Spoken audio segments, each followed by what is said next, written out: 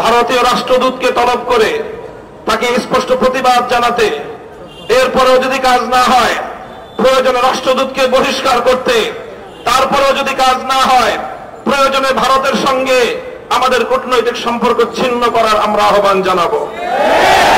বর্তমান সরকারকে আমরা সহযোগিতা করছি, আগামী দিনেও সহযোগিতা করতে প্রস্তুত, কিন্তু ইসলামের বিরুদ্ধে, আল্লাহর নবীর ইজ্জতের বিরুদ্ধে যদি সরকার বুঝে বা না বুঝে কোনো পদক্ষেপ নেয় আমরা সতর্ক করব।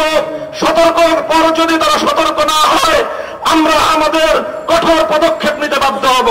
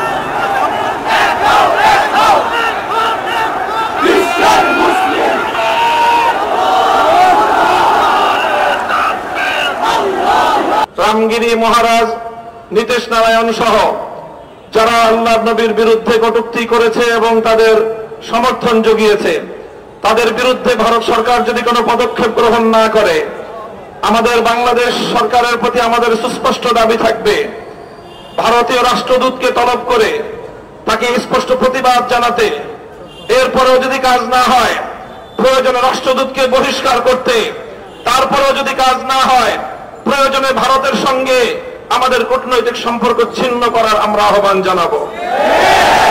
আমাদের দ্বিতীয় স্পষ্ট বক্তব্য হল, আমাদের দেশে মাঝে মাঝে আল্লাহর নবীর বিরুদ্ধে কটূক্তিকারী কিছু মুরতাদের আবির্ভাব ঘটে।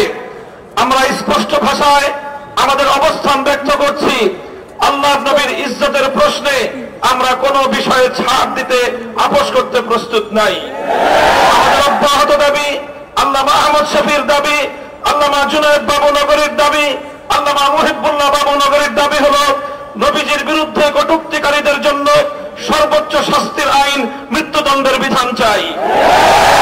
স্পষ্ট ভাষায় আমাদের মহাসচিব সাহেব যে কথা বলেছেন আমি আবারও স্মরণ করিয়ে দিতে চাই, বর্তমান সরকারকে আমরা সহযোগিতা করছি, আগামী দিনেও সহযোগিতা করতে প্রস্তুত, কিন্তু ইসলামের বিরুদ্ধে, আল্লাহর নবীর ইজ্জতের বিরুদ্ধে যদি সরকার বুঝে বা না বুঝে কোনো পদক্ষেপ নেয় আমরা সতর্ক করব। সতর্কের পর যদি তারা সতর্ক না হয় আমরা আমাদের কঠোর পদক্ষেপ নিতে বাধ্য হব। আল্লাহর নবীর হাদিসকে অস্বীকার করা এটা নবীজিকে অবমাননার নামান্তর। তাদের শিক্ষা সিলেবাস প্রণয়ন কমিটিতে আল্লাহর নবীর হাদিসকে অস্বীকারী দুষ্কৃতিকারীকে ইসলামী স্কলার হিসেবে দেখিয়ে জনগণকে ধোঁকাবাজি, ভৌতবিদাজি করার যে তৎপরতা শিক্ষা মন্ত্রণালয় থেকে করা হচ্ছে আমরা তার তীব্র নিন্দা জানাই। এরপরেও যদি সেই বিতর্কিত ব্যক্তিকে সেখান থেকে বাদ না দেওয়া হয় হেফাজতে ইসলাম কঠোর কর্মসূচি গ্রহণ করতে বাধ্য হবে।